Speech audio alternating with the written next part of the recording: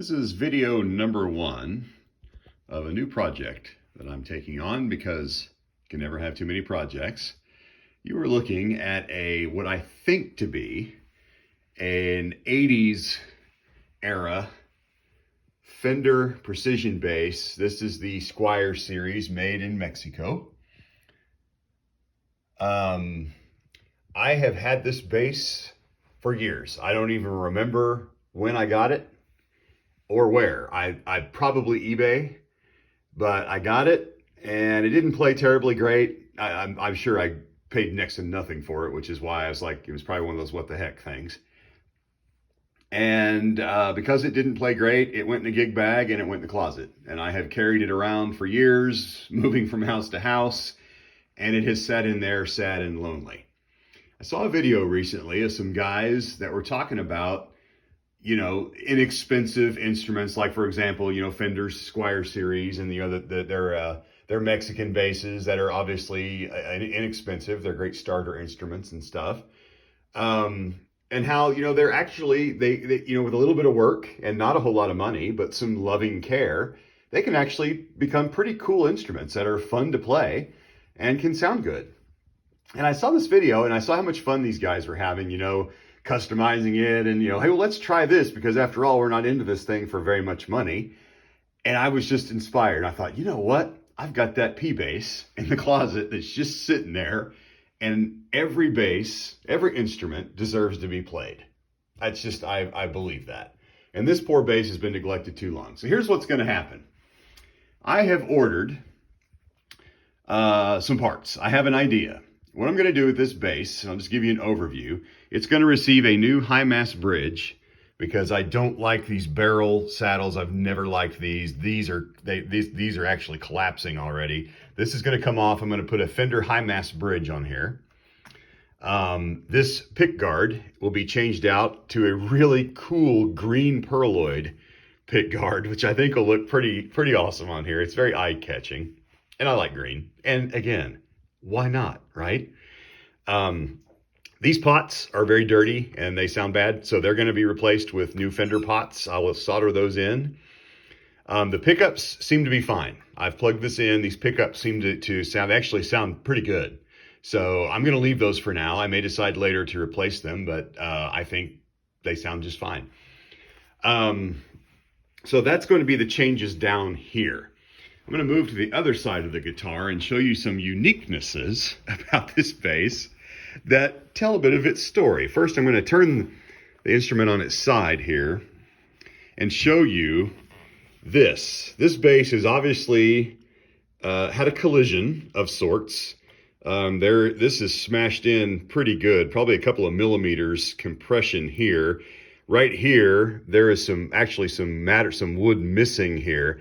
What I suspect is that this bass, they attempted to do a, Who concert smash your guitars afterwards thing. It looks like it's been, this wasn't dropped. This was impacted on something. And then there's another little ding here. So what I thought is, people pay a lot of money for these road-worn guitars that have the look of a road warrior. This guitar's been to 1,000 bars and it's been played hard, And often they will apply road wear to this area right here. So I'm going to take some very fine grit sandpaper and I'm going to smooth this down to make it look like a road worn area.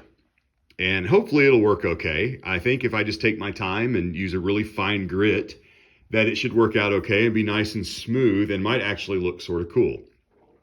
So that's going to happen. That's one of the uniquenesses of the bass. I'm going to flip it over now and show you the back. Something else. If you look right here, and there's some glare from the lights. Let me move over here. There we go. You see this heart? There was at some point a decal, I am assuming, on the back of this bass that when I got it, it was already removed. And in fact, I just noticed this by happenstance one day and I looked at it and I thought, what is that?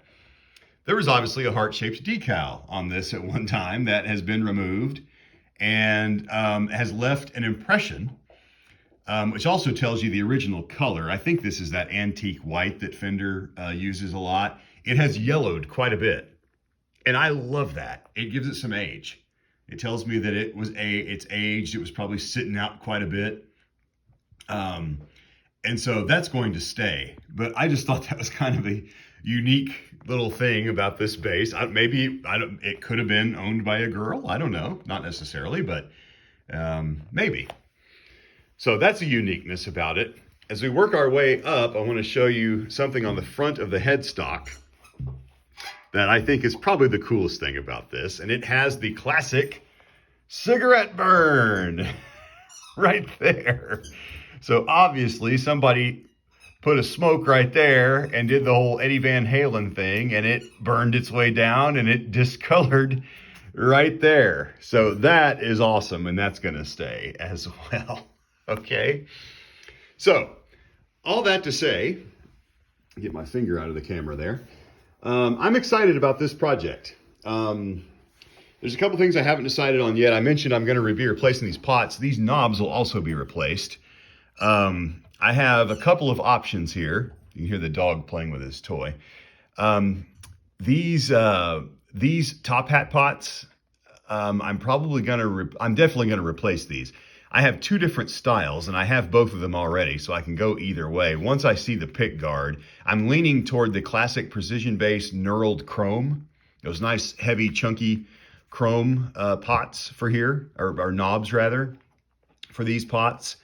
I also have a set of these are just the Strat top hat pots. I have some that are like the aged yellowed color, which might actually look nice with the green. I'll look at them when I get it all on and decide. That's just a simple, slap those on.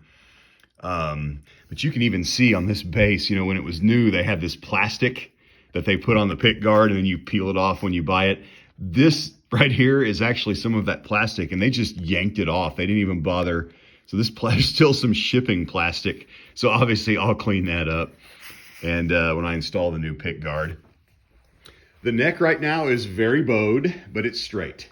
So obviously these strings are going to come off. I will put my favorite Roto Sound Swing Bass 66s, which is the only strings I play. Those will go on here.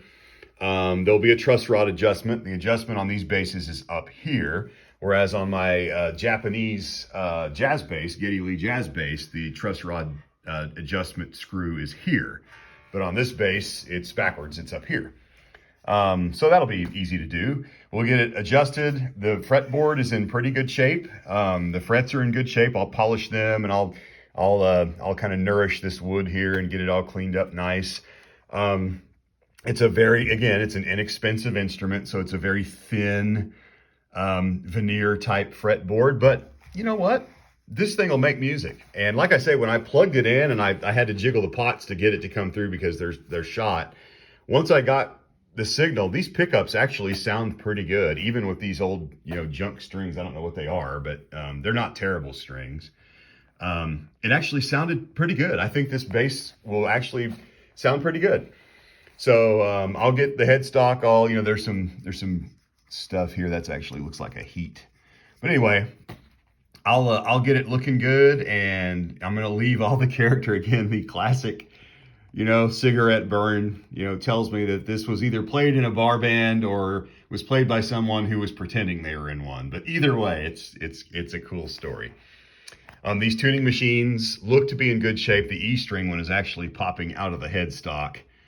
That should be just an adjustment, but I'm going to take them all out, clean them, lubricate them, make sure that they're good. If they're wonky or anything, I'll just replace them. It's not expensive to do that. And then, of course, the bridge, when it comes in, will go on there. It'll have those nice, big, chunky saddles that I really like, that high-mast bridge that Fender makes. And then I will have what I hope to be a pretty darn cool precision bass that will be fun to play and will be special because it'll be something that I sort of, quote-unquote, built. We'll see. But anyway, I'll keep you posted on how the project goes. The only thing I'm waiting on, the pick guard will be in this week, and the bridge will be here next week. So I'm close to having all the parts I need to get started.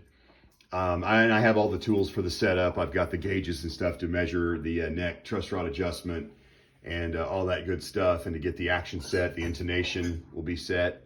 We'll get it set up, and we'll get it playing, and I'm excited, but more to come as the project progresses. Bye for now.